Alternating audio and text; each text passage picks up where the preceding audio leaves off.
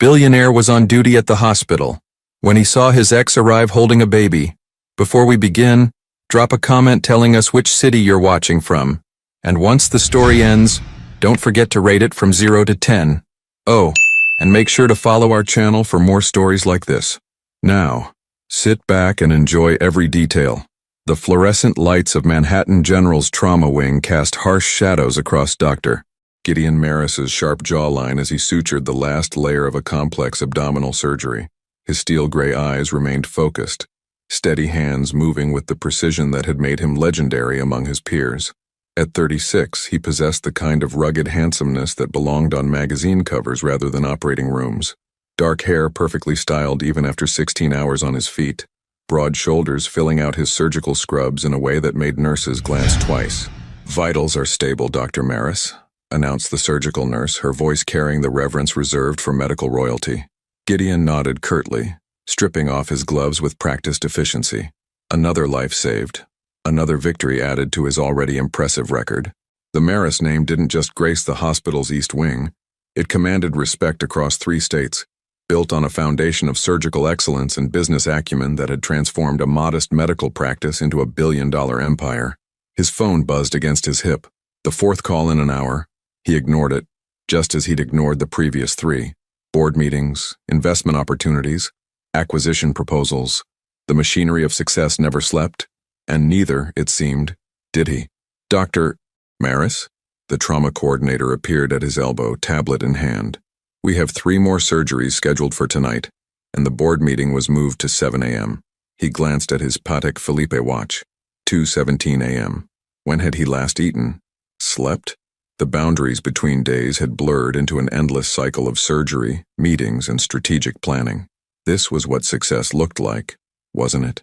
The automatic doors to the surgical bay whooshed open, admitting Dr. Helena Cross, the hospital's chief pediatrician. Her usually composed expression carried an edge of urgency that made Gideon pause mid-step. "Gideon, I need you to look at something," she said, her voice carefully neutral in that way that meant complications. "I'm not pediatrics, Helena. You know that. This isn't about medical expertise." She hesitated, and in that pause, something cold settled in his chest. "There's a woman in the emergency department. She brought in her daughter. High fever. Respiratory distress. The child is stable now, but what?" Helena's eyes held something he couldn't quite read. Sympathy? Warning? The woman is Arden Blake. The name hit him like a physical blow. Arden, his ex-wife. The brilliant, passionate attorney who'd once filled his penthouse with laughter and challenged his every assumption about justice, fairness, and what truly mattered. The woman who'd looked at him 2 years ago with tears in her eyes and said, "I can't compete with your ambition anymore, Gideon. I won't." "Arden's here?" His voice came out rougher than intended. "With her daughter. A little girl, maybe 15 months old. Beautiful child. Dark curls, striking eyes." Helena paused meaningfully. Gray eyes, actually. Quite unusual. The world seemed to tilt on its axis. 15 months. He did the math quickly, his surgeon's mind automatically calculating timelines and possibilities. Their marriage had ended 2 years ago, but those final months before the divorce had been a minefield of arguments and cold silences, broken only by the occasional desperate attempt to bridge the growing chasm between them. The timing was unmistakable. Luna had been conceived during those last desperate weeks of their marriage, when they'd both been trying so hard to save what was already lost. "Where is she?" "Pediatric Bay 3. Gideon." Helena caught his arm as he started toward the elevator. "Be careful. Whatever happened between you two, that little girl comes first." The elevator ride to the pediatric floor felt eternal. His reflection in the polished steel doors showed a man he barely recognized, successful beyond measure, respected, wealthy, and utterly alone. When had the cost of winning become losing everything that actually mattered? The pediatric ward hummed with the quiet efficiency of night shift nursing. Soft lighting replaced the harsh fluorescence of trauma, and the walls were painted in soothing pastels that somehow made the antiseptic smell less pronounced. Room 3 was just around the corner. He paused at the doorway, his hand frozen on the frame. Arden sat in the bedside chair, her auburn hair falling in waves around her shoulders as she leaned over a sleeping child. She wore a simple navy dress that emphasized her graceful frame, and even exhausted with worry, She possessed the same natural elegance that had captivated him when they'd first met at a medical conference 5 years earlier. Her skin held the warm undertones he remembered, and despite the stress etched around her green eyes, she was still breathtakingly beautiful.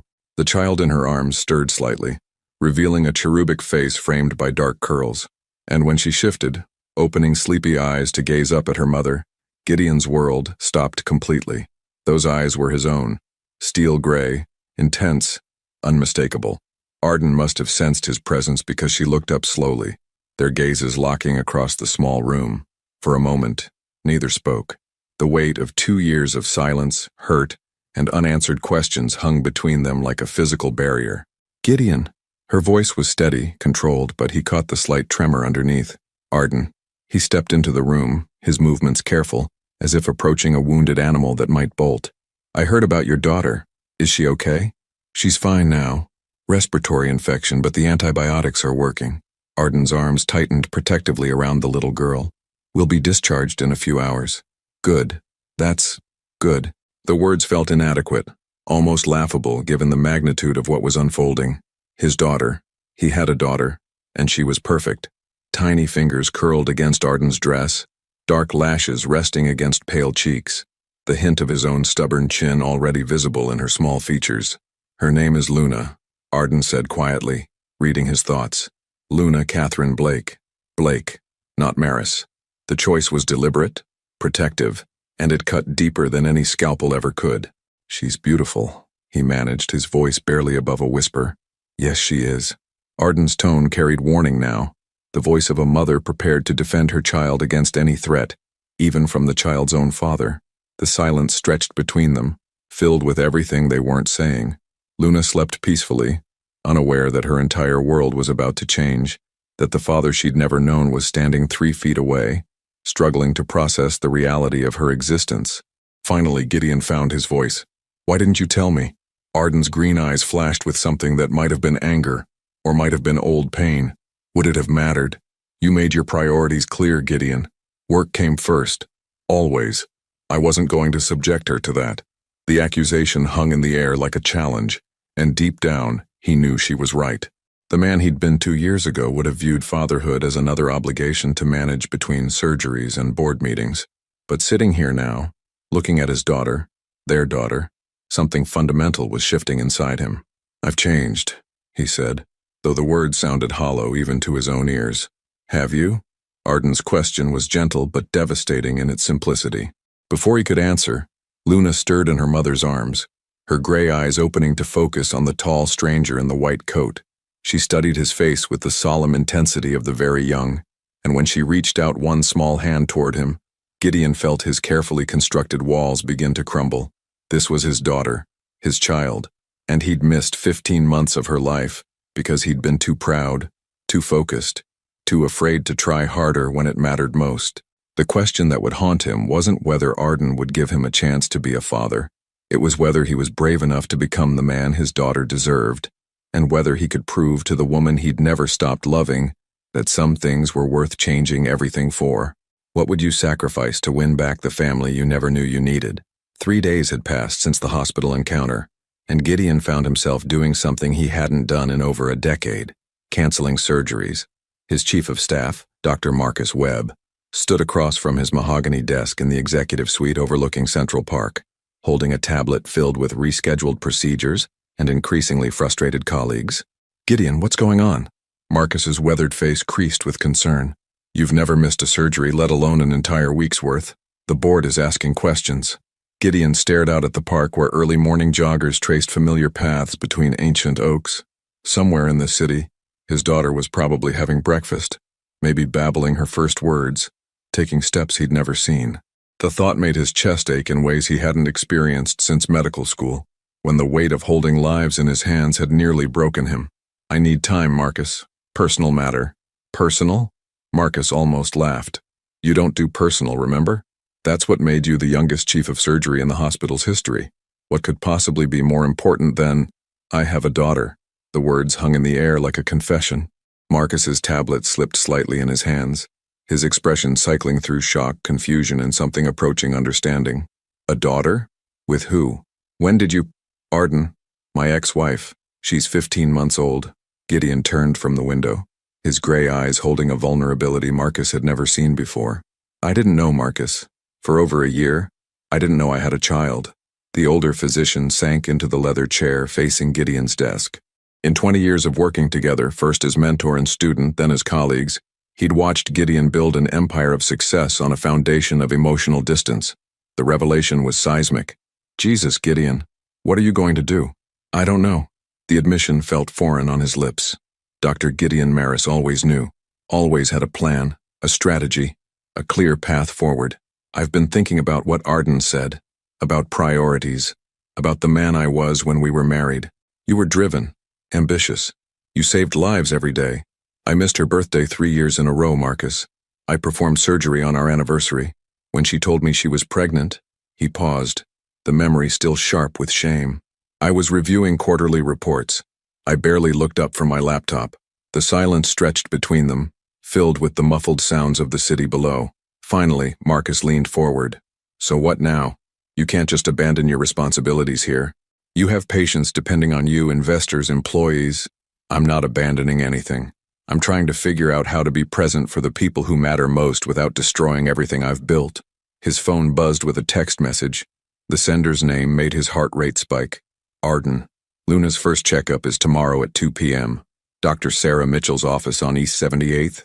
You can come if you want. She should know her father. Gideon stared at the message for a long moment. An invitation. A chance. The first olive branch in 2 years of silence. Marcus, cancel everything tomorrow afternoon. And the day after. Actually clear my schedule for the rest of the week. Gideon. This is non-negotiable. His voice carried the authority that had built a medical empire. But underneath was something softer, more human. I've spent 15 months missing my daughter's life. I won't miss another day. Doctor. Sarah Mitchell's pediatric office was a warm blend of professional competence and child-friendly comfort. Colorful murals decorated the walls, and soft music played from hidden speakers. Gideon arrived 20 minutes early, pacing the waiting room like a caged wolf in his perfectly tailored charcoal suit. When the elevator doors opened at precisely 1:55 p.m., Arden emerged carrying Luna in a bright yellow sundress that made her dark curls bounce with each step. The little girl clutched a stuffed rabbit, her gray eyes, so unnervingly like his own, taking in the new environment with curious intensity. Arden wore a flowing emerald dress that complemented her auburn hair, and despite the tension between them, she moved with the graceful confidence that had first captivated him at that medical conference years ago. She was beautiful in a way that transcended physical attraction, intelligent, purposeful, alive in ways that made everything around her seem brighter. You came, she said simply, her green eyes searching his face. Did you think I wouldn't? Honestly, I wasn't sure. She shifted Luna to her other hip, and the little girl immediately reached toward Gideon with chubby fingers, making soft, cooing sounds. The gesture hit him like a physical blow. His daughter, their daughter, was reaching for him, and he had no idea what to do with the fierce protectiveness that surged through his chest. She's not shy, Arden observed, a hint of warmth creeping into her voice. Takes after her mother. The words slipped out before he could stop them, carrying layers of memory and longing. Before Arden could respond, a nurse appeared with a bright smile. Blake family? Dr. Mitchell is ready for you. The examination room was painted in soft pastels, with a pediatric scale and colorful growth charts covering the walls. Dr. Mitchell, a woman in her 50s with kind eyes and gentle hands, greeted them with professional warmth. And this must be Luna. What a beautiful little girl. Her gaze moved between Gideon and Arden with barely concealed curiosity. Both parents here today? Yes, Arden said quietly. This is Dr. Gideon Maris, Luna's father. If Dr. Mitchell was surprised by the introduction, she didn't show it. She simply nodded and began the routine examination. Weight, height, developmental milestones. Gideon watched in fascination as his daughter babbled happily through the checkup, her personality shining through in every giggle and curious glance. She's perfect, Dr. Mitchell announced finally. Healthy, developing beautifully. Have you started thinking about daycare arrangements? Many working parents find it helpful to. I work from home, Arden said quickly. I have my own practice now. Family law, mostly custody cases. She glanced at Gideon. I understand how important it is for children to feel secure. The subtext was clear and it stung. Gideon had provided money, status, success, Everything except the one thing that mattered most: presence, stability, love that showed up consistently, not just when convenient. After the appointment, they found themselves standing awkwardly outside the medical building, Luna contentedly chewing on her stuffed rabbit's ear while pedestrians flowed around them like water around stones. "Thank you," Gideon said finally, "for letting me come, he gestured helplessly, "for everything. She deserves to know her father." Arden's voice was carefully neutral. "Good or bad, she deserves the choice." The words cut deep, but they were fair. He'd forfeited his right to easy answers when he'd chosen his career over his marriage, his ambition over their future. "Arden, I know I have no right to ask this, but would you consider letting me spend some time with her? Not like before. I just want to be part of her life, however you'll allow it." Luna chose that moment to reach for him again, her small hand grasping his tie with surprising strength. When he gently extracted her fingers, she giggled, a sound so purely joyful that several passers-by smiled involuntarily.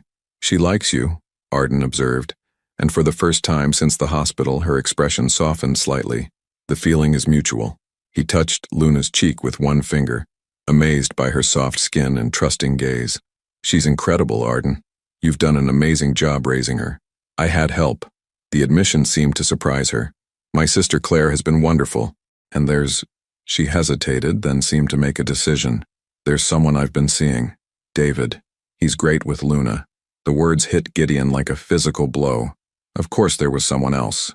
Beautiful, brilliant Arden Blake wouldn't have stayed alone for 2 years. And whoever David was, he'd been there for Luna in ways that Gideon hadn't.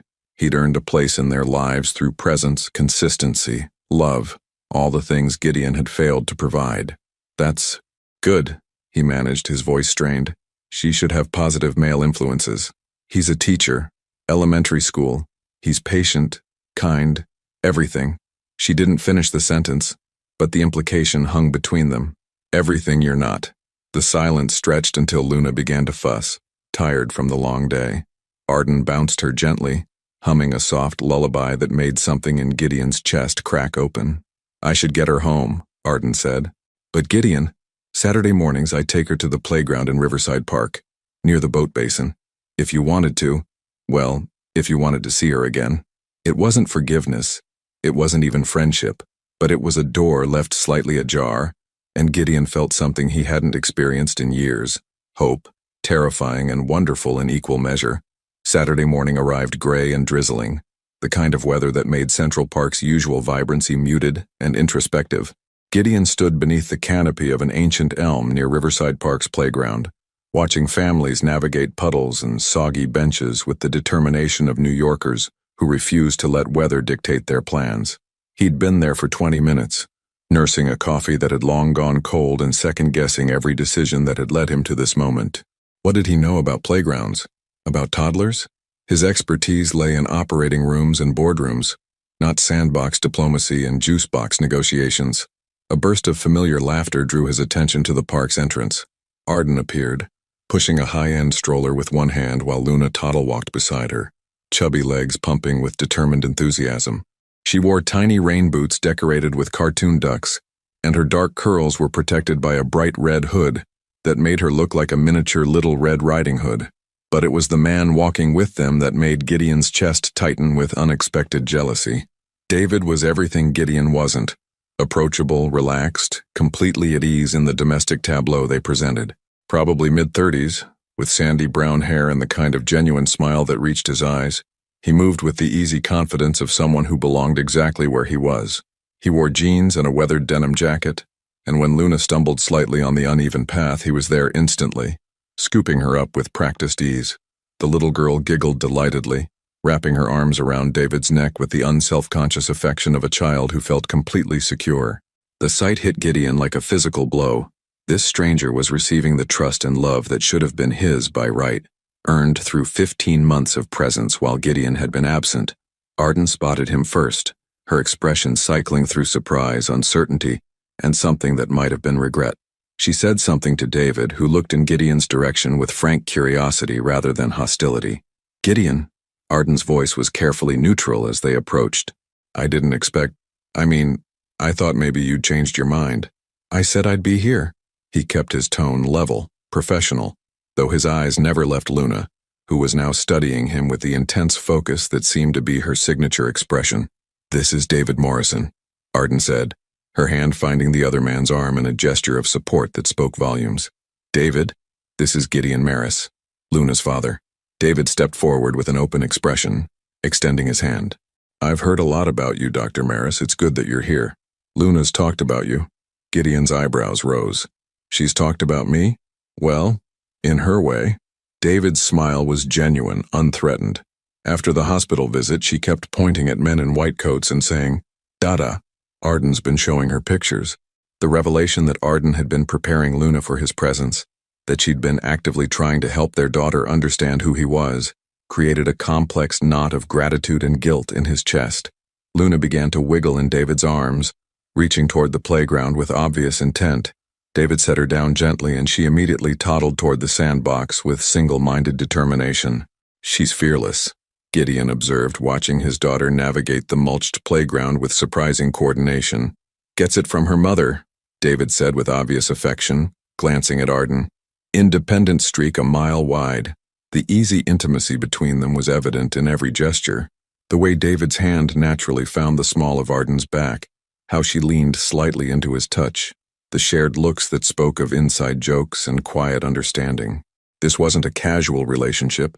This was love, built on foundation of shared experiences and mutual support. They settled onto a partially dry bench where they could supervise Luna's exploration of the sandbox. The silence was awkward, filled with everything they weren't saying until David broke it with characteristic directness. "This must be difficult for you," he said quietly, "coming back into their lives after so much time." Gideon studied the younger man, searching for signs of territorial posturing or hidden resentment. Instead, he found only genuine empathy and an unexpected maturity. "It is," he admitted. "I don't have much experience with this." He gestured toward the playground where Luna was now attempting to fill a bucket with wet sand, her concentration absolute. "Parenting?" David's tone held no judgment. "Being present. Being part of something that doesn't involve surgical schedules or profit margins." David nodded slowly. "Arden told me about your work. Saving lives, building hospitals.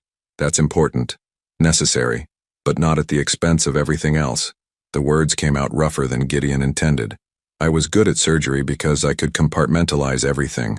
Emotions, relationships, anything that might interfere with precision. I thought I could apply the same principle to marriage, to fatherhood. How's that working out for you?" David's question was gentle but pointed.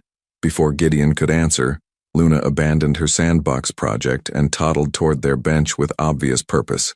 To everyone's surprise, she bypassed David and Arden completely, making a beeline for Gideon's knees.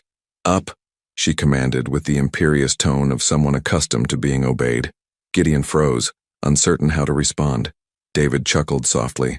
"She's decided you're safe. That's Luna's seal of approval. Not everyone gets the honor." With careful movements, Gideon lifted his daughter onto his lap. She immediately began exploring his watch, her small fingers tracing the platinum band with fascination. The weight of her against his chest, the trust implicit in her relaxed posture, created an overwhelming surge of protective instinct he'd never experienced. "She likes shiny things," Arden said softly, her voice carrying a hint of the warmth he remembered from their early days together. "And she's incredibly good at reading people. I've learned to trust her instincts." Luna looked up at Gideon with those familiar gray eyes, then reached up to touch his face with sandy fingers. The gesture was so innocent, so purely trusting, that something fundamental shifted inside him. "Hi, Luna," he said quietly. "I'm your daddy." She tilted her head, processing this information with the seriousness of a judge. Then, apparently reaching some internal conclusion, she settled back against his chest and resumed her exploration of his watch. "She's incredible," he murmured, his voice thick with emotion he couldn't hide. "Yes, she is." Arden's tone carried maternal pride and something else, a warning perhaps, or a test. "She deserves stability, Gideon. Consistency. People who show up when they say they will." The message was clear, and it stung because it was fair. David had earned his place in Luna's life through reliability and presence. Gideon was starting from zero, and good intentions wouldn't erase 2 years of absence. A light rain began to fall, sending other families scurrying for covered areas. David immediately produced a small umbrella from somewhere, holding it over Arden and Luna with automatic consideration. "We should probably head back," Arden said, reaching for Luna, who protested with a whine of disappointment. "No go," Luna declared firmly, her small hands gripping Gideon's jacket. The adults exchanged glances over her head. This was uncharted territory for all of them, complicated by emotions, history, and the presence of a toddler with increasingly strong opinions. "Maybe," David began, then stopped, looking uncertain for the first time since they'd met. "What?" Arden prompted. "Would you like to get coffee? All of us, I mean. There's a place near my apartment that's kid-friendly. We could dry off, let Luna play with their toys." He looked directly at Gideon. "If you're interested in spending more time with her." The offer was generous, especially coming from a man who had every reason to see Gideon as a threat to his relationship with Arden. It spoke to David's character and his genuine care for Luna's well-being. "I'd like that," Gideon said, his voice rough with gratitude and something approaching respect for this man who was raising his daughter with such obvious love.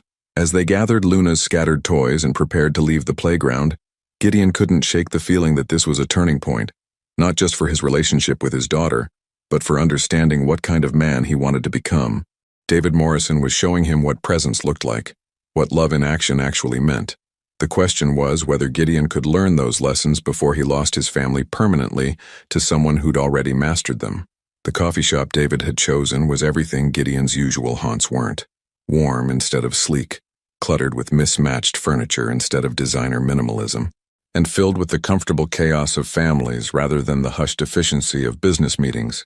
Children's artwork covered one wall, and a corner play area overflowed with well-loved toys and picture books. Luna made a beeline for the toy corner the moment they arrived, her earlier shyness forgotten in the face of new entertainment options. She immediately claimed a set of colorful wooden blocks, settling cross-legged on the soft carpet with the intense focus she seemed to bring to everything. "She's very determined," Gideon observed, accepting the artisanal coffee David had ordered for him, something with notes of caramel and Madagascar vanilla that probably cost more than most people spent on groceries. "Wonder where she gets that," Arden said dryly, shooting him a meaningful look. David returned from the counter carrying a tray laden with pastries and Luna's favorite, apple slices with a small container of peanut butter.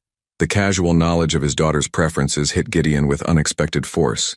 This man knew Luna's routines, her likes and dislikes, the small details that built the foundation of daily life. "So," David said, settling beside Arden with easy familiarity, "Arden tells me you're expanding the hospital network. That must be incredibly demanding." There was no challenge in the statement, just genuine interest which somehow made it worse. Gideon found himself wanting to dislike this man, to find some flaw that would justify the jealousy burning in his chest. Instead, David Morrison seemed genuinely decent, the kind of person who remembered your coffee order and asked about your day because he actually cared about the answer. "It is," Gideon replied carefully. "We're opening 3 new facilities in the next 18 months. The logistics alone are—" He trailed off, realizing how empty his achievement sounded in this context. "That's amazing," David said with what appeared to be genuine admiration. "The impact you must have, how many lives you've saved, families you've helped. That has to be incredibly fulfilling." "It was," Gideon said quietly, his eyes drifting to Luna, who was now building an elaborate tower with single-minded concentration. "I thought it was enough." Arden's green eyes softened slightly. "It's not that your work isn't important, Gideon, it's vital. But there's more to life than professional achievement. I'm learning that." He paused, watching as Luna's tower wobbled precariously. "Tell me about your practice. Family law must be challenging. Different from your world, certainly." Arden's voice carried a note of pride. "I specialize in custody cases, mostly helping women navigate difficult divorces, making sure children's voices are heard in court." The irony wasn't lost on any of them.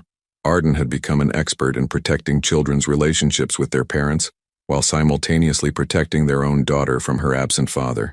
"It started after—" She glanced at Gideon, then away. "After our divorce, I realized how many women were struggling with situations not unlike mine. Successful, powerful men who genuinely loved their children, but didn't understand that love requires presence, not just financial support." The words cut deep, but they were deserved. Gideon had provided everything money could buy: the best health care, top-tier education funds, a trust that would secure Luna's future. But he'd missed her first steps, her first words, the countless small moments that actually mattered. Luna's tower finally collapsed with a satisfying crash, sending blocks scattering across the play area. Instead of frustration, she clapped her hands in delight and immediately began gathering pieces for a new construction project. Resilient, David noted with fond amusement. Just like her mother, and stubborn like her father, Arden added. But there was warmth in her voice now, the first genuine affection Gideon had heard since their reunion. "Dad-da," Luna announced suddenly, holding up a block toward Gideon with obvious expectation. The simple word hit him like a physical blow, his first dada, not spoken to David despite months of paternal care, but to him, the stranger who'd appeared in her life 3 days ago. David noticed too, his expression flickering with something that might have been hurt, before settling back into resigned acceptance. "She's been practicing that word," he said quietly. "Arden thought it was important for her to understand who you are." "David's been wonderful about it," Arden said, her hand finding his across the small table. "He understands that Luna needs to know her father, even if it complicates things," David added with a rueful smile. Gideon studied the other man with growing respect and guilt. David Morrison was losing, had already lost, the exclusive place in Luna's affections he'd earned through patience and daily care, and he was handling it with more grace than Gideon deserved. "Dad-da, up." Luna's command was imperious, arms raised expectantly. Without hesitation, Gideon crossed to the play area and lifted his daughter, who immediately began showing him her block creation with excited babbling. The weight of her in his arms, the trust in her gray eyes, created a fierce protectiveness he'd never experienced. "She's beautiful," he murmured, pressing his lips to her soft curls. "Perfect. She is." Arden's voice was thick with emotion. "And she deserves better than weekend visits and birthday cards, Gideon. She deserves a father who shows up." "I know." He met her eyes over Luna's head, seeing years of hurt and disappointment reflected there. "I want to be that father. I want to learn how. Wanting isn't enough," David said quietly. "I've seen too many kids get their hopes up only to be disappointed when real life interferes with good intentions." The gentle criticism stung because it came from someone who genuinely cared about Luna's well-being, not his own territorial instincts. "You're right," Gideon acknowledged. "I don't have a good track record with follow-through when it comes to personal relationships." "So what's different now?" Arden's question was direct, challenging. Gideon looked down at Luna, who was contentedly playing with his watch again, her small fingers tracing the platinum links with fascination. How could he explain that holding his daughter had fundamentally altered something inside him? That every moment with her made his previous priorities seem hollow and meaningless? "Because I didn't know what I was missing," he said finally. "I thought success was enough. I thought providing was the same as loving. But looking at her," he touched Luna's cheek gently, "she's not a project to be managed or a problem to be solved. She's my daughter, and I've missed 15 months of her life because I was too proud to fight for what mattered." Luna chose that moment to reach for Arden, babbling something that sounded like, "Mama." The easy transfer between parents, the way she settled immediately into her mother's arms, spoke to the secure attachment Arden had built despite the challenges of single parenthood. "Fighting for what matters is more than grand gestures," David said softly. "It's showing up at 3 a.m. when she has nightmares. It's remembering that she hates carrots but loves green beans. It's being there for the ordinary moments, not just the milestone ones." The man was giving him a roadmap to fatherhood, generously sharing insights earned through daily experience, and Gideon found himself genuinely grateful despite the painful circumstances. "I understand," he said quietly, "and I know I have to prove myself. To both of you. To her." Arden studied his face with the careful assessment of someone who'd been disappointed too many times to trust easily. "What are you proposing exactly?" "I want to be part of her routine. Whatever way you'll allow. I want to learn who she is, what she needs, how to be the father she deserves." "That's not simple, Gideon," Arden said softly. "David and we have a life together. Luna's attached to him. You can't just walk back in and expect everything to rearrange itself around your schedule." The words created a complex tangle of emotions. Jealousy that another man had claimed his place, respect for David's obvious love for Luna, and a growing understanding of just how much damage his absence had caused. "I'm not asking you to rearrange anything," he said carefully. "I'm asking for the chance to earn a place in her life, whatever that looks like." Luna had grown sleepy in her mother's arms, her eyelids drooping as the morning's excitement caught up with her. The sight of his daughter fighting sleep, safe and content in Arden's embrace, created an ache in his chest that had nothing to do with professional ambition or material success. This was what he'd lost. This was what he'd traded away for surgical schedules and board meetings. And if he wanted any chance of getting it back, he'd have to learn an entirely new definition of what it meant to fight for something that mattered. 6 weeks later, Gideon found himself in unfamiliar territory, the toy section of an upscale Manhattan department store, holding a list written in Arden's careful handwriting. Luna's second birthday was approaching, and despite his wealth and resources, he had no idea what a toddler might actually want. His phone buzzed with a text from his assistant. Board meeting moved to 4 p.m. Thompson Acquisition needs your signature. Dr. Webb called 3 times. He stared at the message for a moment, then turned off his phone completely. For the first time in his professional life, spreadsheets and surgical schedules felt secondary to choosing the perfect stuffed animal. "Can I help you find something?" A sales associate appeared at his elbow, taking in his expensive suit and obvious bewilderment with practiced diplomacy. "I need a gift for a little girl. She's turning 2. The words felt strange on his lips. "I'm not sure what she'd like. Is this your first time shopping for her?" The innocent question hit deeper than intended. "Yes, it is." The woman's expression softened with understanding. "Well, 2-year-olds love anything they can stack, sort, or throw. Musical toys are popular too. Does she have any favorites?" Gideon realized with crushing clarity that he didn't know his daughter's favorite anything. Her preferred colors, beloved foods, bedtime stories. David probably knew all of it, while he was starting from zero. "She likes blocks," he said finally, remembering the coffee shop. "And she seems drawn to music." 20 minutes later, he emerged with a carefully curated selection. Wooden blocks in rainbow colors, a toddler-sized piano, several board books, and, on impulse, a stuffed elephant with soft gray fabric that reminded him of Luna's eyes. His phone had accumulated 6 missed calls and a dozen text messages during his shopping excursion. The old Gideon would have been answering emails while selecting gifts. This version felt something shift in his priorities, and the change was both liberating and terrifying. Arden's townhouse in Brooklyn Heights was everything his penthouse wasn't. Warm, lived in, filled with the comfortable chaos of actual life. Children's artwork covered the refrigerator, toys scattered the hardwood floors, and the scent of something delicious drifted from the kitchen. "You came," Arden said, opening the door with obvious surprise. She wore a simple sundress in soft blue, her auburn hair pulled back in a casual ponytail, and despite the domestic setting, she was breathtakingly beautiful. "You invited me," he replied, hefting the bag of gifts. "I did, but I wasn't sure you'd actually show up." There was no accusation in her tone, just weary resignation born from past disappointments.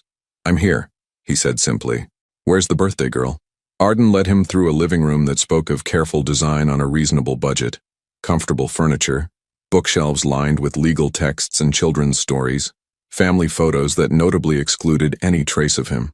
David was already there, building an elaborate fort out of couch cushions while Luna directed operations from her perch on his shoulders. "More pillows," she commanded with imperial certainty, pointing toward the bedroom.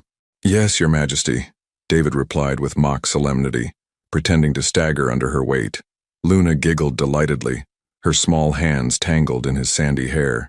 The scene was so domestic, so perfectly normal, that Gideon felt like an intruder in his own daughter's life. This was what family looked like. Easy affection, shared jokes, the kind of casual intimacy built through thousands of ordinary moments.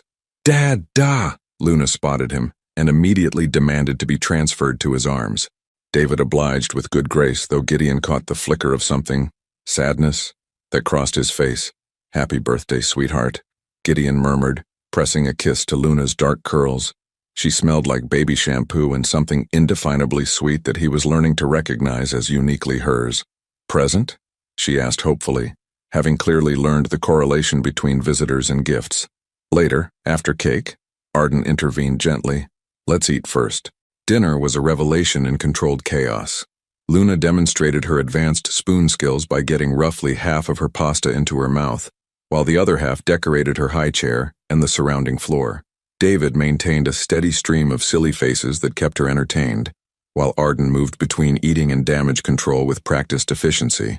Gideon found himself mesmerized by the routine of it, the way Luna's needs seamlessly integrated into adult conversation, how natural parenting looked when approached as a team effort rather than a scheduled obligation. "She's getting so independent," David observed, watching Luna attempt to feed herself with determined concentration. "Remember when she first started walking? We couldn't keep up with her." The casual "we" hit Gideon like a physical blow. David had been there for first steps, first words, all the milestones that marked Luna's development from baby to toddler. He'd earned his place in these memories through presence and participation. "When did she start walking?" Gideon asked quietly. 11 months, Arden replied. "Early, according to Dr. Mitchell. She just decided one day that crawling wasn't fast enough for her plans."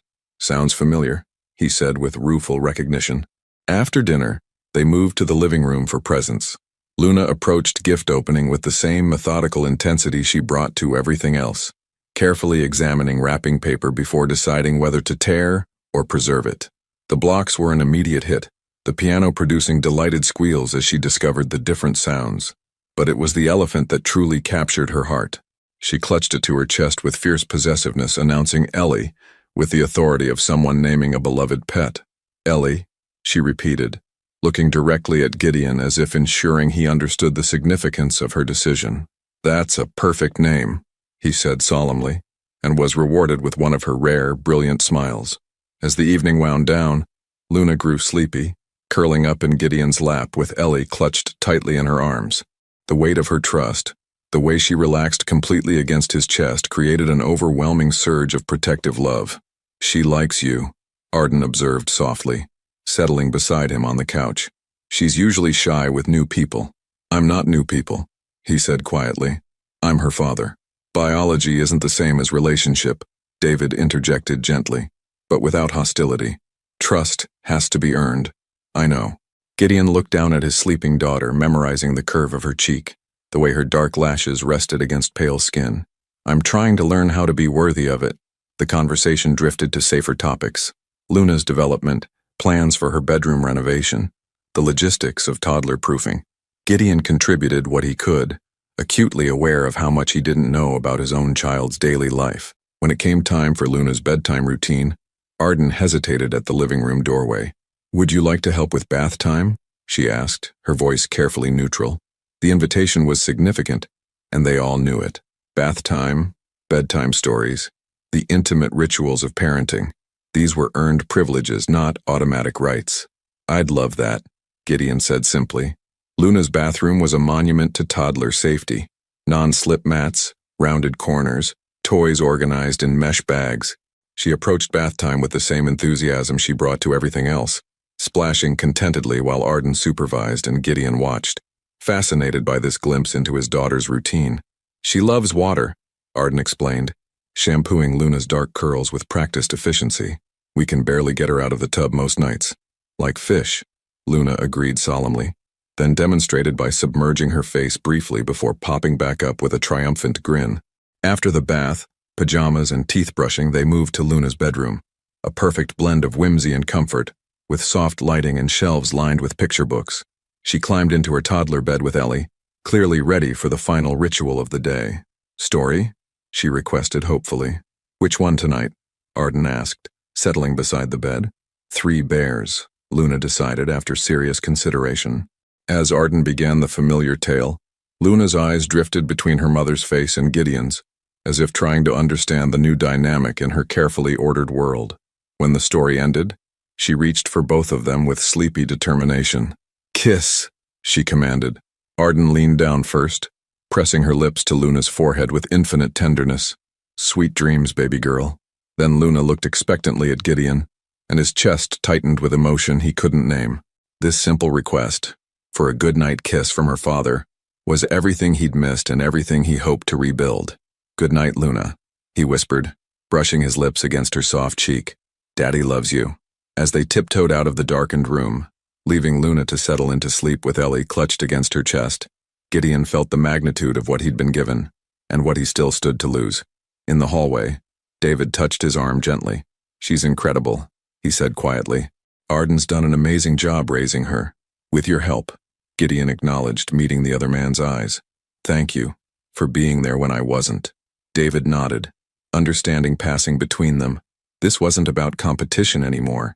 It was about what was best for Luna, and whether Gideon could prove himself worthy of the trust she'd already begun to place in him. 3 weeks after Luna's birthday, Gideon's carefully constructed new routine shattered in the space of a single phone call. He was reading Goodnight Moon to Luna in Arden's living room, their Tuesday evening ritual that had evolved naturally over the past month, when his phone rang with the distinctive tone reserved for hospital emergencies. Luna looked up from her position curled against his chest, her gray eyes curious about the interruption. "Dr. Maris?" The voice belonged to Dr.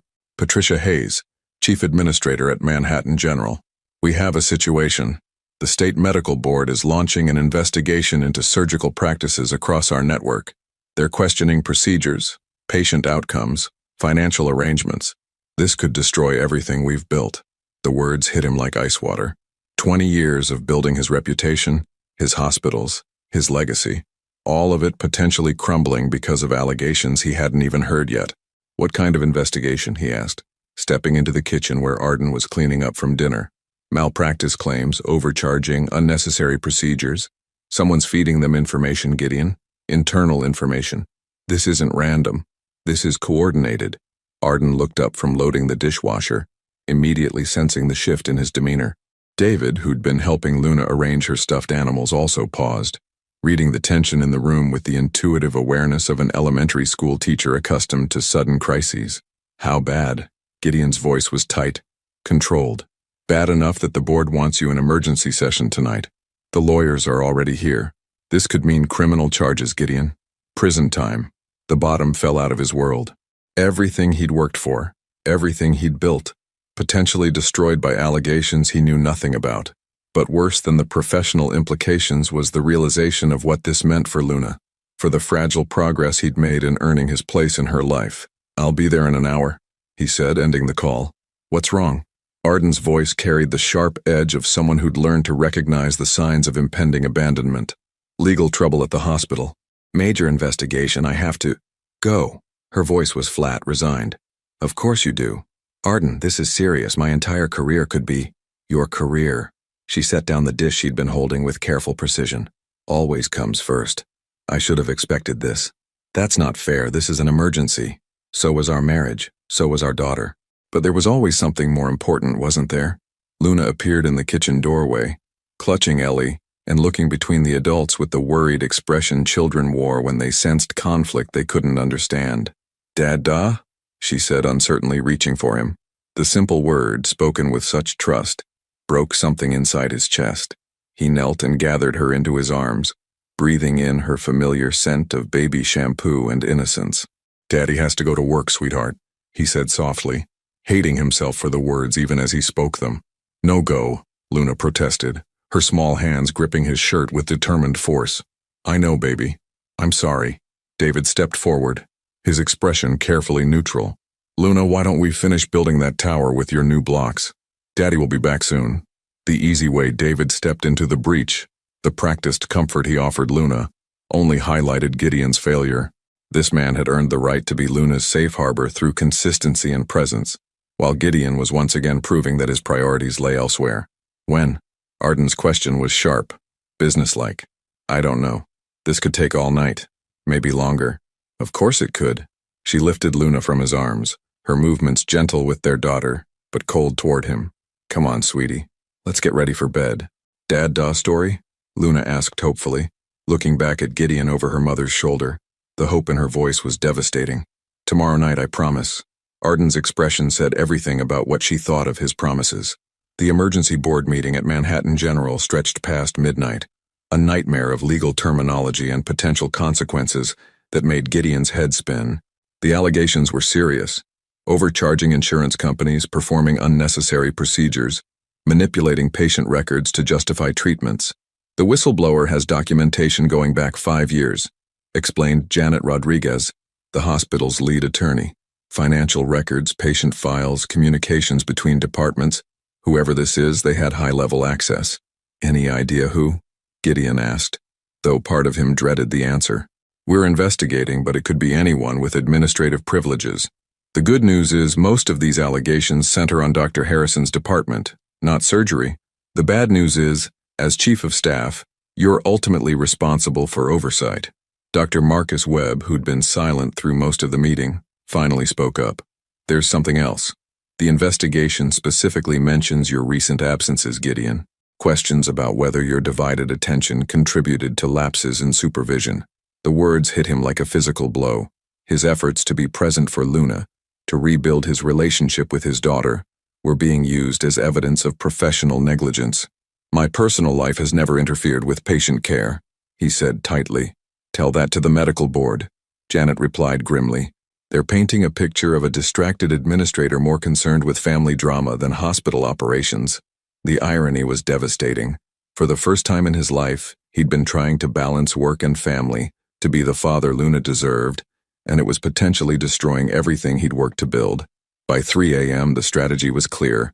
Full cooperation with the investigation, complete transparency, and a temporary leave of absence while the allegations were sorted out. Gideon would step back from all administrative duties, focusing solely on surgical practice under strict supervision. How long? He asked. Months, potentially. Maybe longer if this goes to criminal court. He drove through empty Manhattan streets as dawn broke over the East River, his mind racing through implications and possibilities. The timing couldn't have been worse. Just as he'd begun to establish a relationship with Luna, his professional life was imploding in ways that would demand all his attention and energy. His phone showed 17 missed calls and twice as many text messages. Colleagues, board members, reporters who'd somehow gotten wind of the story. The hospital network's stock price had already begun dropping in pre-market trading. But the message that stopped him cold was from Arden, time-stamped at 2:47 a.m. Luna woke up asking for you. David stayed over to help with bedtime routine. She finally fell asleep holding your watch, the one you left on her dresser. Don't break her heart, Gideon. She's already been through enough. The image of his daughter sleeping clutched to his Patek Philippe, a piece of metal worth more than most people's cars but priceless to her because it smelled like her father, created a pain in his chest that no surgical procedure could repair. He pulled into his building's garage and sat in the silence, staring at Arden's message. Luna was 2 years old. She wouldn't understand why Daddy suddenly disappeared again, why work had once more taken priority over bedtime stories and Tuesday evening visits. The choice ahead of him was impossible: fight for his professional survival and risk losing his daughter's trust forever, or prioritize his family and watch his life's work crumble around him.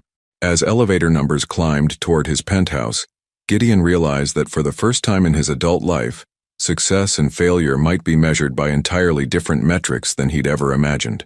Gideon stood in his penthouse office at 6 a.m., staring at two phones, his personal cell showing Luna's photo as his wallpaper, and his work phone buzzing incessantly with calls from lawyers, board members, and crisis management specialists.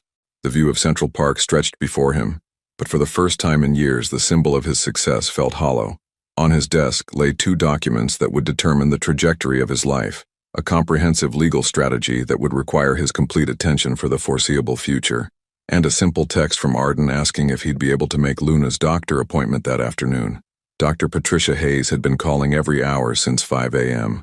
The hospital's stock had dropped another 12% overnight, and 3 major investors were threatening to pull funding. The media had picked up the story, with headlines like, "Billionaire surgeon under investigation," and "Medical empire crumbles," spreading across business and health news outlets. His reflection in the floor-to-ceiling windows showed a man he barely recognized, expensive suit wrinkled from an all-night strategy session, silver stubble highlighting exhaustion, and eyes that held a weariness no amount of success could cure. The intercom buzzed. "Dr. Maris, Dr. Hayes is here with the legal team. Send them in," he said, then immediately reconsidered. "Actually, give me 5 more minutes." In those 5 minutes, Gideon did something he'd never done in his professional life. He allowed himself to imagine a different choice. Not the pragmatic, strategic decision his lawyers were recommending, but the choice his heart was demanding. When Dr. Hayes entered with 3 attorneys and a crisis management consultant, she took one look at his expression and paused. "Gideon, we've outlined a comprehensive defense strategy. It will require your full attention: depositions, document review, media management. We're talking about saving your entire life's work. What about my actual life?" The question surprised them all, including himself. "I'm sorry? My daughter, Patricia. I have a daughter who's been asking for me, who fell asleep holding my watch because she missed her father." The attorneys exchanged glances. Janet Rodriguez cleared her throat delicately. Gideon, I understand this is difficult, but we're talking about potential criminal charges. Your personal life will have to take a back seat? He laughed, but there was no humor in it. That's exactly what got me here in the first place. Dr. Hayes stepped forward, her voice gentle but firm. You've built something extraordinary. The hospital network saves thousands of lives every year. You can't just walk away from that responsibility. I'm not walking away. I'm choosing what matters most. He moved to his desk and picked up his personal phone, scrolling to a video Arden had sent the previous week. Luna taking her first independent steps in the park, arms outstretched for balance, face bright with determination and joy. He'd watched it dozens of times, each viewing creating a deeper ache in his chest for all the moments he'd already missed. She's 2 years old, he said quietly, showing them the screen. She won't understand why Daddy disappeared again. She won't care about stock prices or legal strategies. She'll just know that when she needed me, I chose something else. Gideon, Janet said carefully, if we don't fight this aggressively, you could lose everything. The hospitals, your medical license, your freedom. And if I do fight it aggressively, I'll lose her, and her mother, and any chance of being the man I want to become. The silence stretched until Dr. Hayes finally spoke. What are you proposing? Full cooperation with the investigation, but on my terms. I'll provide everything they need, testify honestly, accept whatever consequences come, but I won't sacrifice my family again for my career. That's professional suicide, one of the younger attorneys protested. Maybe, or maybe it's the first smart choice I've made in years. His work phone buzzed with another urgent call, but for the first time he let it go to voicemail. Instead, he picked up his personal phone and texted Arden, I'll be there for Luna's appointment, and for dinner tonight if you'll have me. Some things are more important than work. Dr. Sarah Mitchell's office was the same warm, child-friendly space where Gideon had first begun to understand what fatherhood might mean. Luna sat on the examination table in a bright purple dress, swinging her legs and chattering to Ellie about the colorful chart on the wall. "Dad-da," she exclaimed when he arrived, arms outstretched with the absolute trust that still took his breath away. Arden looked surprised to see him. "I thought you'd be dealing with the hospital situation." "I am dealing with it. This is part of dealing with it." During Luna's checkup, Gideon found himself truly present in a way he'd never managed during their marriage. He asked questions about her development, took notes on Dr. Mitchell's recommendations, and listened when Luna babbled about her favorite foods and games. "She's developing beautifully," Dr. Mitchell observed, watching Luna demonstrate her vocabulary with proud determination. "Strong, healthy, obviously well-loved. You've both done an excellent job." "Arden's done an excellent job," Gideon corrected. "I'm still learning." After the appointment, they walked slowly through Central Park, Luna toddling between them while pointing out dogs, pigeons, and the occasional squirrel with excited commentary.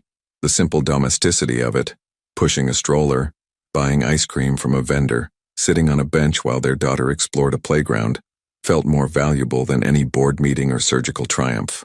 "Your phone hasn't rung once," Arden observed, settling beside him on a park bench while Luna climbed carefully up the toddler slide. "I turned it off."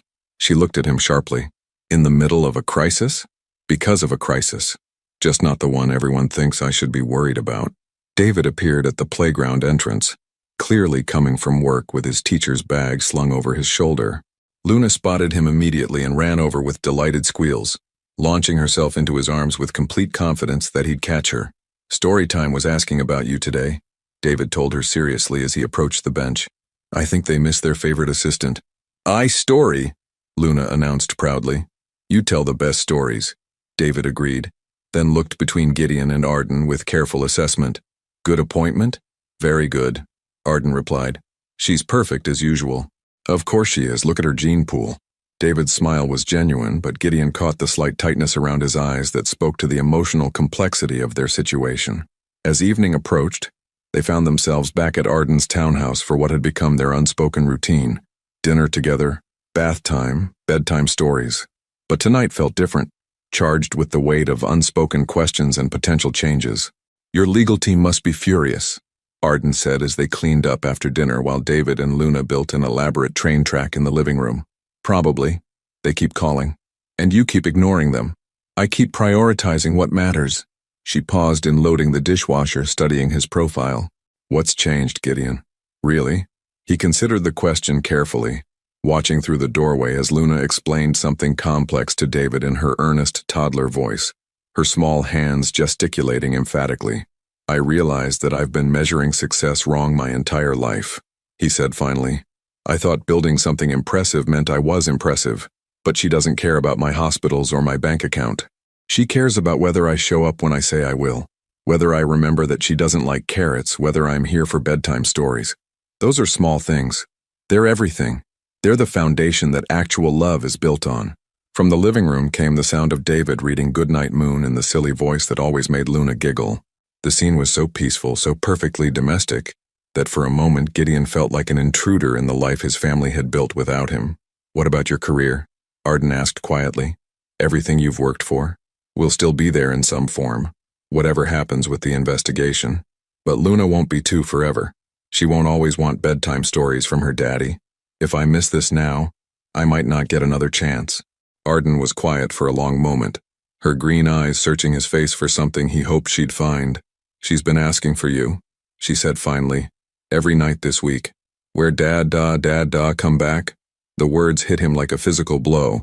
His daughter had been waiting for him, wondering why he'd disappeared just when she'd begun to trust his presence. "I want to be here, Arden. Not just for visits or special occasions, but really here. Whatever that looks like, however you'll allow it." Before she could respond, Luna appeared in the kitchen doorway, rubbing sleepy eyes and clutching Ellie. "Dad da story?" she requested hopefully. "Absolutely, sweetheart. Which book tonight?" "Three Bears," she decided after serious consideration.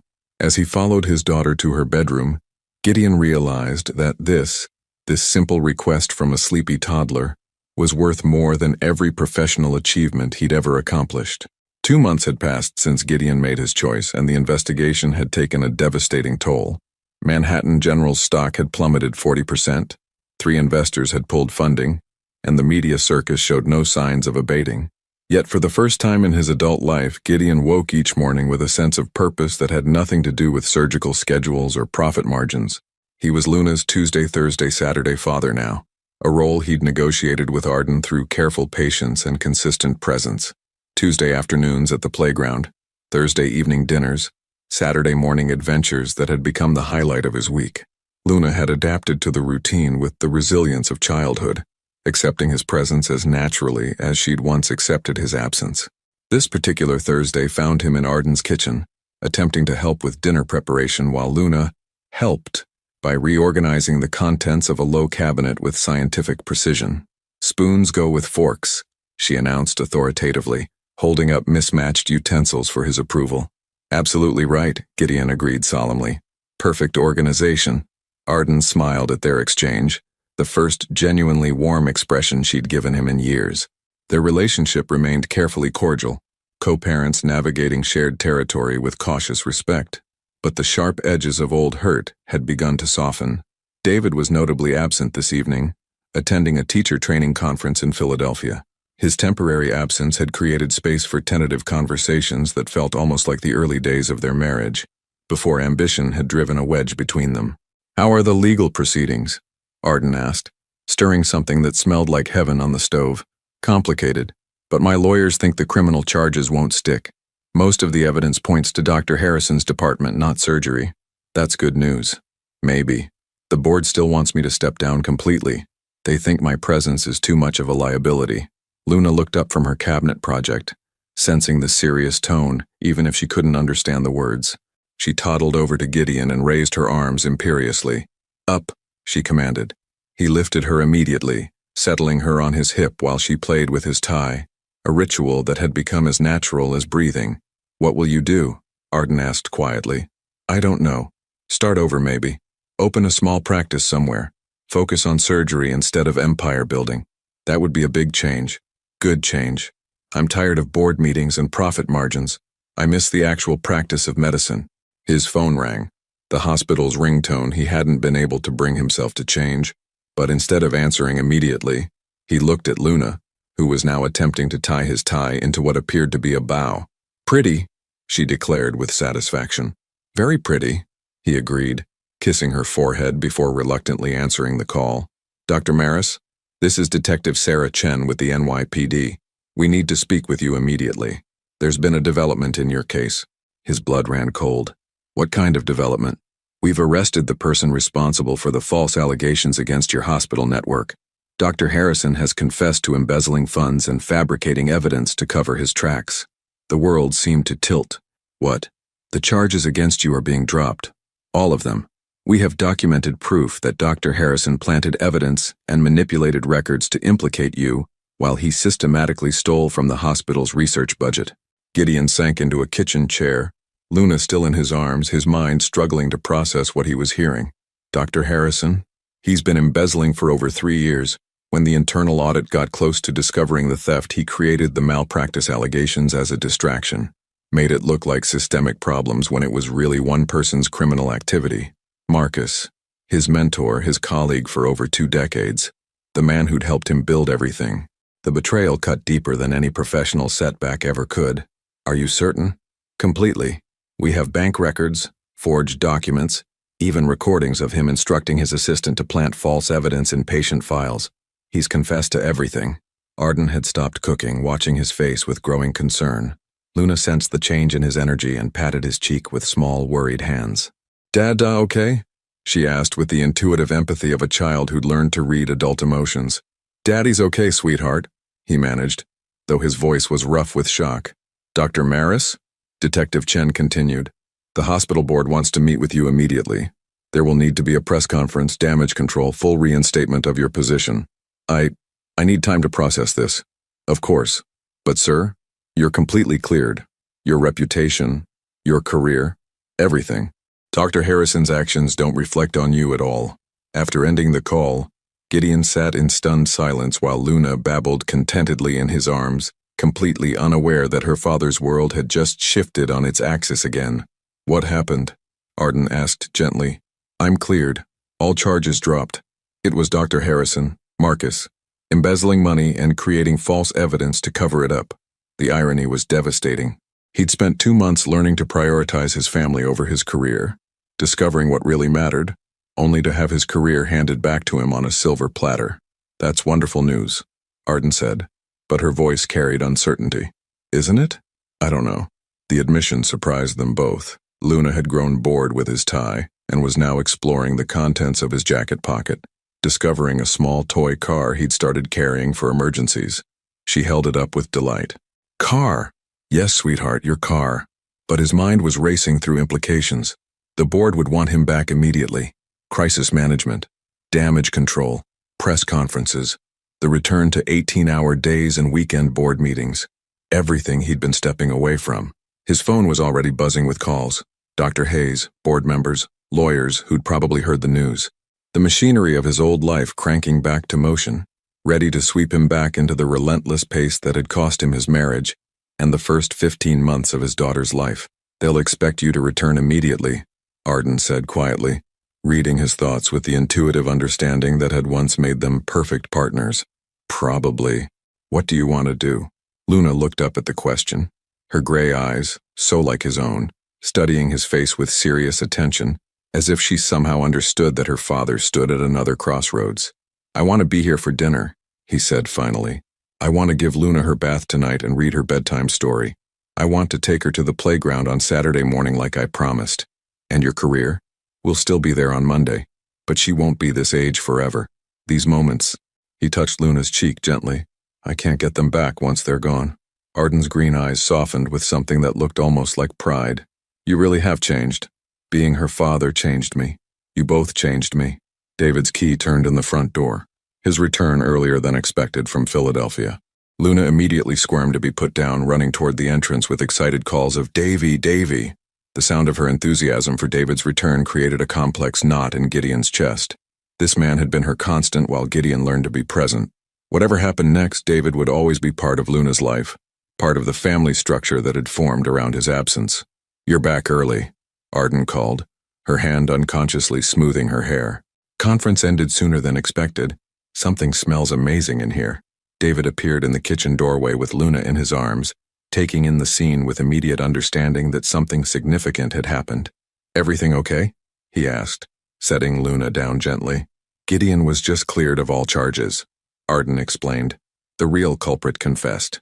"That's incredible news." David's response was genuinely pleased. without a trace of the territorial concern another man might have shown. "You must be relieved." "I am, and grateful, and completely uncertain about what comes next." Luna had wandered back to her cabinet project, apparently deciding that the adult conversation was less interesting than proper utensil organization. But Gideon found himself watching her with new intensity, memorizing the way she approached even mundane tasks with such focus and determination. His career was handed back to him, his reputation restored, his empire waiting for his return. But sitting in this warm kitchen, watching his daughter sort spoons while the two people who'd raised her in his absence welcomed him back into their carefully constructed family dynamic, Gideon realized that success and failure might be measured by entirely different metrics than he'd ever imagined. The phone rang again, and again, the old world calling him back. But for the first time, he wasn't sure he wanted to answer. The press conference was scheduled for Friday morning at Manhattan General, and by Thursday evening Gideon still hadn't given the board a definitive answer about returning to his position. His phone had been buzzing incessantly with calls from Dr. Hayes, board members and reporters who'd gotten wind of his exoneration. He stood in Luna's bedroom watching her sleep peacefully with Ellie clutched against her chest, her dark curls spread across the pillow like spilled silk. Tomorrow would bring decisions that could reshape not just his life, but the delicate family dynamic they'd all been carefully constructing over the past months. "She looks like you when she sleeps," Arden said softly from the doorway. "Does she?"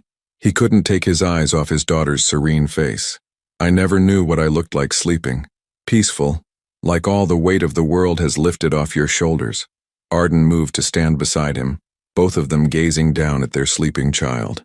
"It's one of the things I fell in love with, seeing you completely relaxed for the first time during our engagement when you fell asleep reading on my couch." The admission hung between them, vulnerable and unexpected. It was the first time since their divorce that she'd referenced loving him in anything other than past tense. "I haven't felt that kind of peace in years," he admitted. "Not until recently. The investigation? Being here? With her? With you?" He paused, the words feeling dangerous but necessary.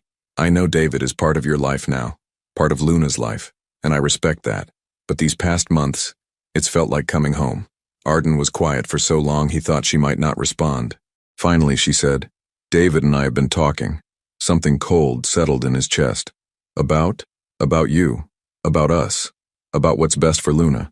She moved toward the door, indicating they should continue the conversation elsewhere. In the living room, David sat on the couch with a cup of coffee and a stack of student papers, the picture of domestic comfort. But there was tension in his posture that suggested he'd been waiting for this conversation. "Gideon," David said, setting aside his papers, "we need to talk." The three of them settled into an awkward triangle. Arden in her usual chair, David on the couch, Gideon perched on the edge of an ottoman like a visitor in his own family's life. "I've been doing a lot of thinking since your legal situation resolved," David began. "About Luna. About what's best for her. About where I fit in all this." Gideon's hands clenched involuntarily.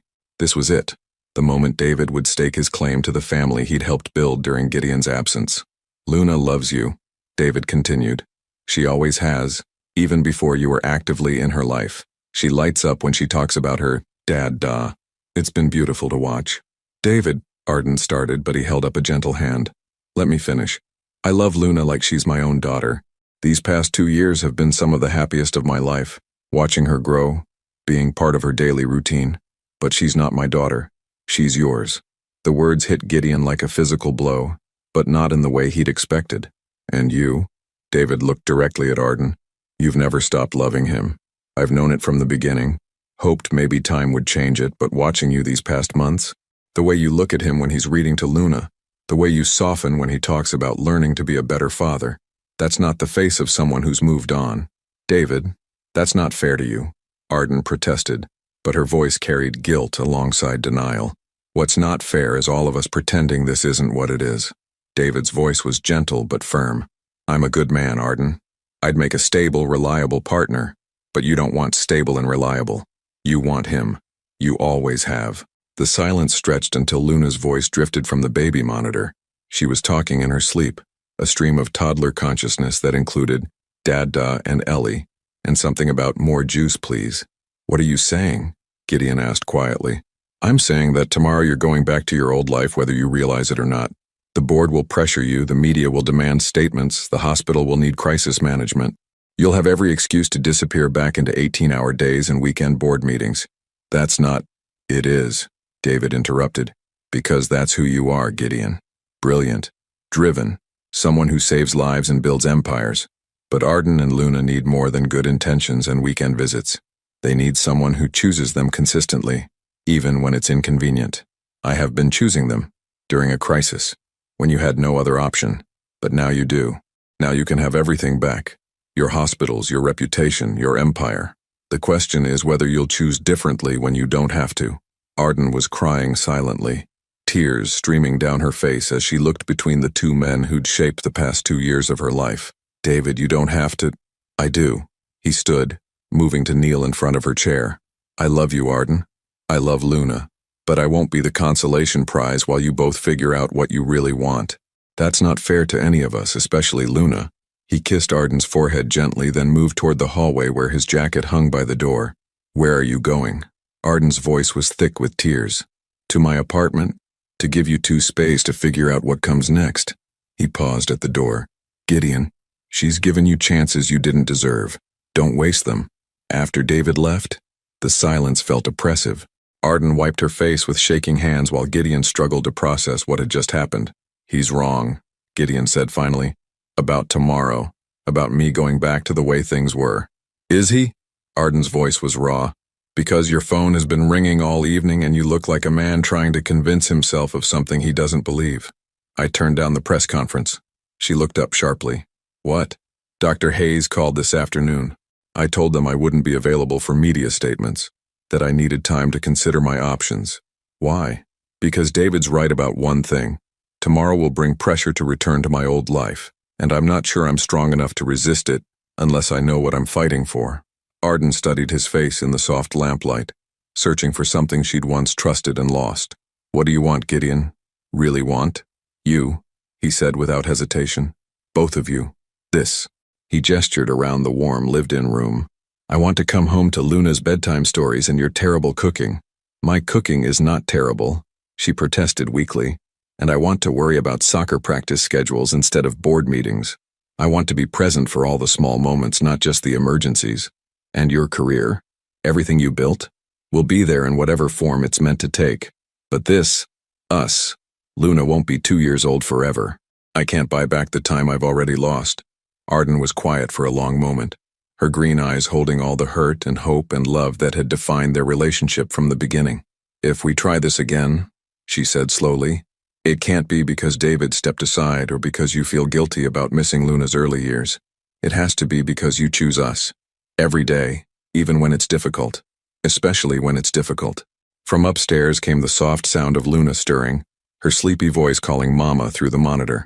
I should go to her, Arden said, but she didn't move. We both should, Gideon replied, and in that simple statement lay the possibility of everything they'd lost and might still find again.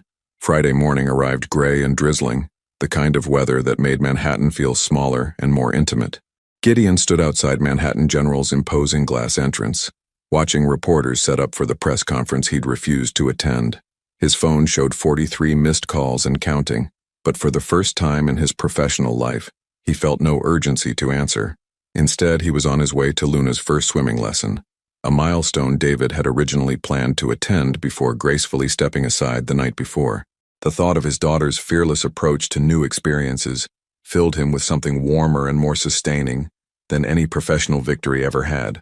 Inside the community center's pool area, the air was humid and filled with the excited squeals of toddlers encountering chlorinated water for the first time.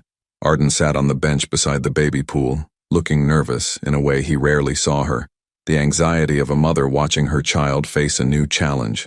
She's been talking about this all week, Arden said as Gideon settled beside her.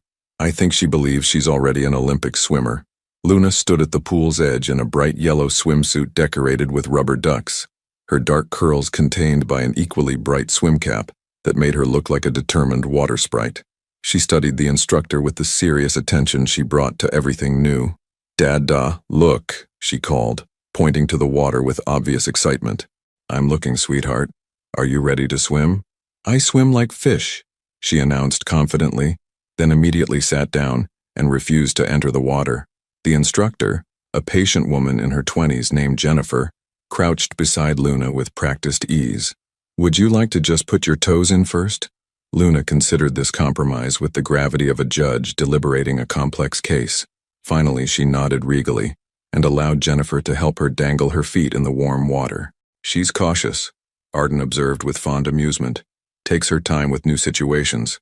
Wonder where she gets that," Gideon said, remembering his ex-wife's methodical approach to everything from choosing restaurants to major life decisions. "Actually, I think that's all you. I've always been the impulsive one." Their eyes met across the space between them, and for a moment the years of hurt and misunderstanding seemed to dissolve into shared recognition of their daughter's emerging personality. Gideon's phone buzzed with yet another call, this time from Dr. Hayes herself. Without looking at the screen, he declined the call and turned the phone face down. "Important?" Arden asked. "Nothing more important than this." Luna had progressed to sitting in the shallow water, shrieking with delight as she splashed enthusiastically while Jennifer guided her through basic movements. Her joy was infectious, drawing smiles from other parents and making the everyday miracle of a toddler's first swim lesson feel like the most significant event in the world. "Mama! Dad-da! Look!" Luna called, demonstrating her newly acquired skill of putting her face in the water for exactly 1 second before popping back up with triumphant gasps. "Amazing, sweetheart!" Gideon called back, his voice thick with pride and emotion. Halfway through the lesson, Dr. Hayes herself appeared at the community center entrance, her expression grim with professional urgency. She spotted Gideon immediately and approached with determined strides that spoke to years of commanding operating rooms and board meetings. "Gideon, what are you doing here? The press conference started 20 minutes ago. The board is furious. The reporters are asking questions we can't answer, and the stock is dropping because our chief of surgery is apparently missing in action." Her voice carried across the humid pool area, drawing stares from other parents and temporarily disrupting the peaceful atmosphere of toddler swimming lessons. "I'm watching my daughter learn to swim," Gideon replied calmly, not taking his eyes off Luna, who was now attempting to blow bubbles in the water with intense concentration. "Your daughter?" Dr. Hayes looked between Gideon and Arden with confusion and growing frustration. "Gideon, this is your career we're talking about. Everything you've worked for. You can't just—" "Yes, I can." He stood, his voice carrying the quiet authority that had once commanded operating rooms, but now served a different purpose. "Dr. Hayes, I appreciate everything you've done during the investigation, but my answer hasn't changed. I need time to consider my options." "There are no options to consider. You're either the chief of surgery at Manhattan General or you're not. This isn't a negotiation." Luna looked up from her swimming lesson, her gray eyes wide as she registered the tension in the adult voices. She looked between her parents with the worried expression children wore when they sensed conflict they couldn't understand. "Dad-da, okay?" she asked with touching concern. "Daddy's fine, sweetheart. Keep swimming with Jennifer." Arden stood as well, her protective instincts clearly activated by the disruption to Luna's experience. "Dr. Hayes," she said with the polite steel that had once made her formidable in courtrooms, "this is my daughter's swimming lesson. If you need to discuss business with Gideon, perhaps you could schedule an appropriate time and place." "I'm sorry, but who are you exactly?" Dr. Hayes's tone carried the condescension of someone accustomed to being the most important person in any room. "I'm Arden Blake, Luna's mother, and you're interrupting her first swimming lesson." The quiet dignity in Arden's voice, combined with the protective way she positioned herself near the pool, where Luna was learning to navigate water for the first time, crystallized something fundamental for Gideon. "Patricia," he said quietly, "I resign." The words hung in the humid air like a physical presence. Dr. Hayes stared at him in shock. Other parents glanced over curiously, and Arden's green eyes widened with surprise and something that might have been pride. "You what?" "I resign from my position as chief of surgery effective immediately. I'll complete my current surgical commitments and help with the transition, but I'm done with administrative responsibilities." "Gideon, you're having some kind of breakdown. The investigation, the stress—" "I'm having a breakthrough," he corrected gently.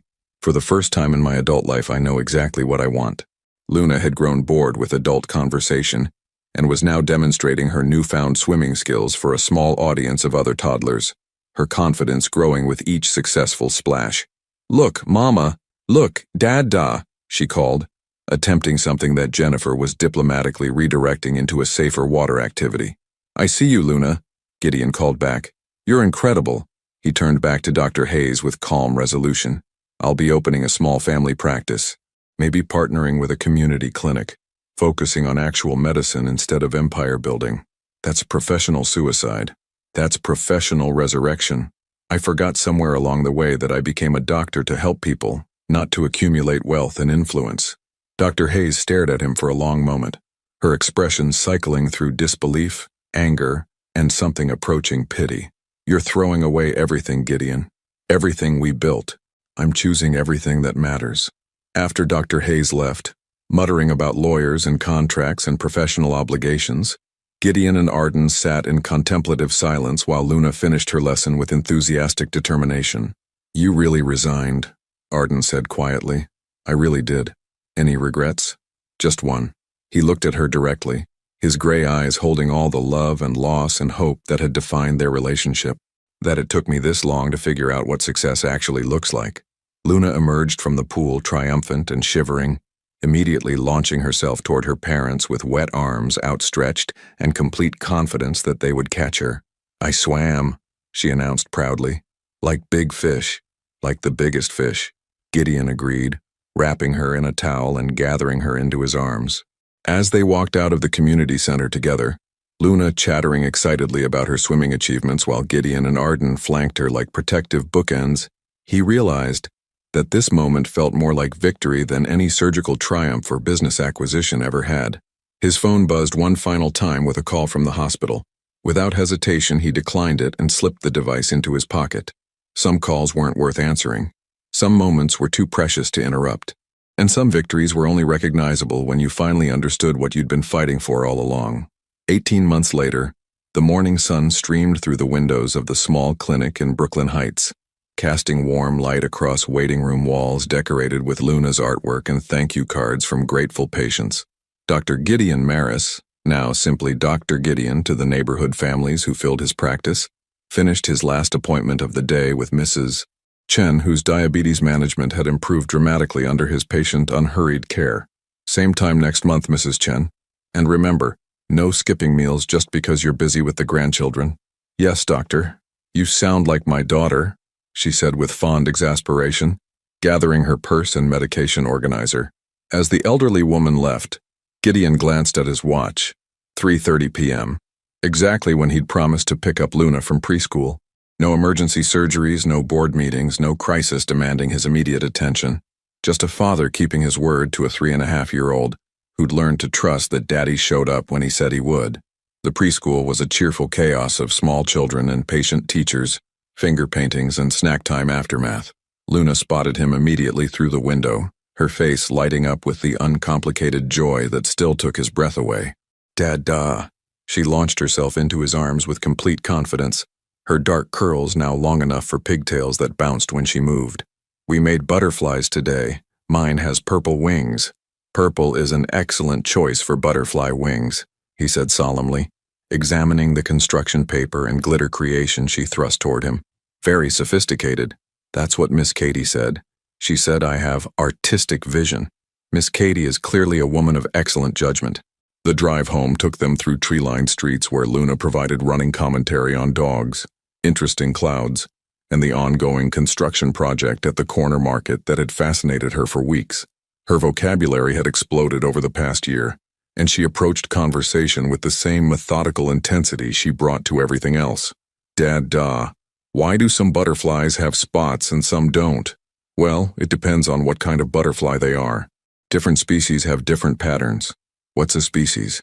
"Different types of the same animal, like how you and I are both people, but we look different." She considered this with characteristic seriousness, like how Ellie and Mr. Bear are both stuffed animals, but Ellie is gray and Mr. Bear is brown. "Exactly like that. You're very smart, Luna." "I know," she said with matter-of-fact confidence that made him smile.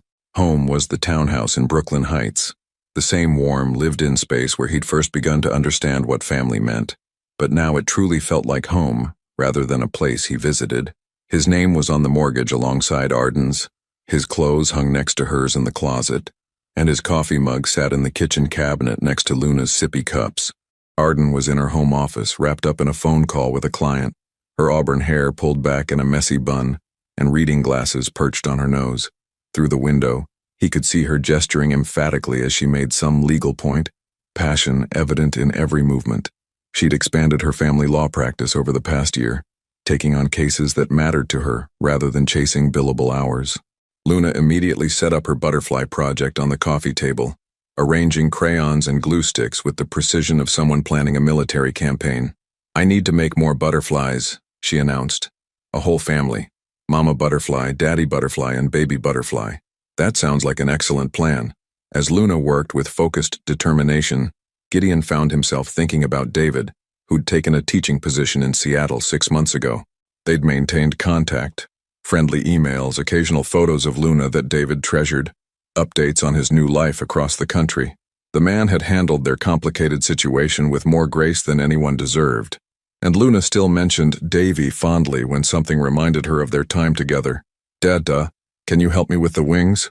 Luna's request interrupted his thoughts. "Of course, sweetheart." They worked together in comfortable silence, Luna explaining her artistic choices while Gideon provided glue stick assistance and admiration. These moments, ordinary and precious, had become the foundation of his new definition of success. Arden finished her call and appeared in the living room, immediately taking in the butterfly production line with fond amusement. "How was preschool today?" she asked, settling beside Luna on the floor. "We learned about metamorphosis," Luna said proudly, clearly pleased with her mastery of the complicated word. "That's when caterpillars turn into butterflies. Very impressive. And how was the clinic today?" she asked Gideon, her green eyes warm with the affection that had returned gradually over their months of rebuilding trust. "Good. Mrs. Chen's numbers are improving. The Martinez baby is gaining weight beautifully, and I managed to convince Mr. Rodriguez to actually take his blood pressure medication. Sounds like a successful day. The most successful kind." Luna had finished her butterfly family and was now arranging them on the coffee table in elaborate scenarios involving flower visits and flying adventures. Her absorption in imaginative play was complete, giving her parents a moment of adult conversation. "I got a call from Manhattan General today," Gideon said quietly. Arden's expression immediately grew cautious. "Oh? Dr. Hayes officially retired. They offered me the chief of surgery position again." The silence stretched until Luna looked up from her butterflies, sensing the change in atmosphere with a child's intuitive awareness. "Everything okay?" she asked with touching concern. "Everything's perfect, sweetheart," Gideon assured her. "Keep playing." "What did you tell them?" Arden's voice was carefully neutral. "I thanked them for the offer and recommended Dr. Sarah Kim from pediatric surgery. She'll be excellent. Better than I ever was at balancing patient care with administrative responsibilities." Relief flickered across Arden's face, followed by something deeper. Pride in the man he'd become. Gratitude for the choice he'd made consistently for over a year now. "Any regrets?" she asked softly. "Only that it took me so long to figure out what I really wanted." Luna had moved on from butterfly scenarios to building an elaborate block tower, humming tunelessly as she worked. The domestic scene was exactly what Gideon had once thought he was too important for. Ordinary evening chaos, construction paper scattered across expensive furniture, the comfortable mess of actual living. "Dad, will you read to me tonight?" Luna asked without looking up from her architectural project. "Absolutely. What story do you want? The one about the butterfly who was scared to fly? The very hungry caterpillar? No, the other one. The one about being brave." Gideon smiled, recognizing the book she meant. A story about courage and transformation that had become one of her favorites. Of course, after dinner and bath time. And songs, and butterfly kisses. All the butterfly kisses you want. As evening settled over Brooklyn Heights, the family moved through their established routine. Dinner preparation with Luna, helping, by setting napkins on the table with mathematical precision, bath time filled with rubber duck flotillas and elaborate hair-washing negotiations, and finally bedtime stories read by lamplight while Luna snuggled between her parents. "Once upon a time," Gideon began, "there was a little caterpillar who was afraid she'd never be brave enough to fly." Luna's eyelids grew heavy as the familiar story unfolded, her breathing gradually evening out as sleep claimed her. But she fought it valiantly, determined not to miss a single word of the bedtime ritual that had become as essential to her sense of security as food or shelter. And when she finally spread her beautiful wings, Gideon continued softly, She realized that being brave didn't mean not being scared. It meant doing what mattered most, even when it felt impossible. Like Daddy? Luna mumbled sleepily. What about Daddy, sweetheart? You were scared, but you came back to us anyway. The simple observation, spoken with a child's clarity about the essential truths adults often complicated, hit him with devastating accuracy. Yes, he said quietly, kissing her forehead. Exactly like that. After Luna fell asleep, Gideon and Arden sat on the front porch steps, sharing a bottle of wine and watching their neighborhood settle into evening quiet. The streetlights cast gentle pools of illumination, and somewhere nearby a neighbor was playing guitar softly enough not to disturb anyone, but loudly enough to add melody to the peaceful night. Do you think we'll make it this time? Arden asked, her head resting against his shoulder. I think we're making it right now, he replied, his arm tightening around her. Every day we choose this. Choose each other. Choose to be present for Luna. Choose to build something real instead of impressive. We're making it. It's harder than I expected sometimes. The dailiness of it, the ordinary moments that don't feel particularly romantic or dramatic. But that's exactly what makes it real. Grand gestures are easy. Showing up for Tuesday night dinner when you're tired, being patient during toddler tantrums, choosing family movie night over important phone calls. That's what love actually looks like. A car drove by slowly, its headlights briefly illuminating them before continuing down the tree-lined street. In the distance, they could hear the faint sounds of the city, sirens, traffic, the endless movement of 8 million people pursuing their own definitions of happiness and success.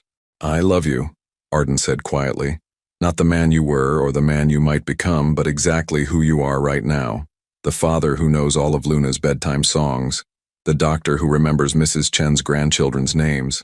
The man who chooses family dinner over board meetings. I love you too. Both of you. More than I ever thought possible. Inside the house, Luna stirred in her sleep, calling out softly for Ellie before settling back into peaceful dreams. Through the window they could see her small form curled under butterfly-patterned blankets, surrounded by the stuffed animals that provided comfort and security in the dark. She's going to be amazing, Arden said with maternal pride and concern. Strong, intelligent, independent. I hope we can give her everything she needs to become whoever she's meant to be. We will, Gideon said with quiet certainty. Not because we're perfect parents, but because we're present ones. Because we show up, even when it's difficult. Because we love her enough to put her needs before our own convenience. As they sat together in the gathering darkness, watching their neighborhood settle into sleep around them, Gideon reflected on the journey that had brought him to this moment.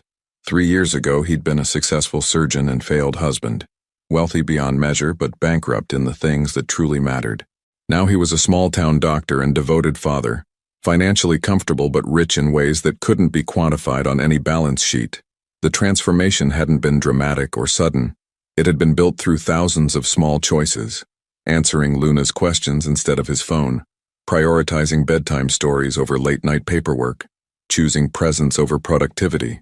The man who'd once measured success in surgical outcomes and profit margins now found his greatest achievements in a 3-year-old's trust and a wife's slowly rebuilt faith in his ability to change. Tomorrow would bring new challenges, patient appointments, preschool pickups, the endless negotiations required to build a life with 2 careers and a precocious toddler. But tonight, sitting on his front porch with the woman he'd never stopped loving and their daughter sleeping peacefully upstairs, Gideon knew he'd finally found the success that mattered most. It wasn't the life he'd planned or the empire he'd once dreamed of building. It was better. It was real, sustainable, built on love instead of ambition, and measured in moments of connection rather than professional accolades. As Arden's breathing grew steady against his shoulder, and the last lights in neighboring houses flickered off, Gideon made the same quiet promise he'd made every night for the past 18 months. To show up tomorrow, to choose love over convenience, to be worthy of the trust a little girl had placed in her father, and the faith a remarkable woman had placed in the possibility of second chances. Some victories, he'd learned, were only recognizable in retrospect. But this one, this warm, ordinary evening with his family safe and happy under his protection, felt like triumph in real time. The question wasn't whether love could conquer all, it was whether love could transform everything, and whether a man could choose to be worthy of the precious, ordinary gift of being needed by the people who mattered most. Would you choose presence over success if it meant risking everything you thought defined you? Thank you for watching.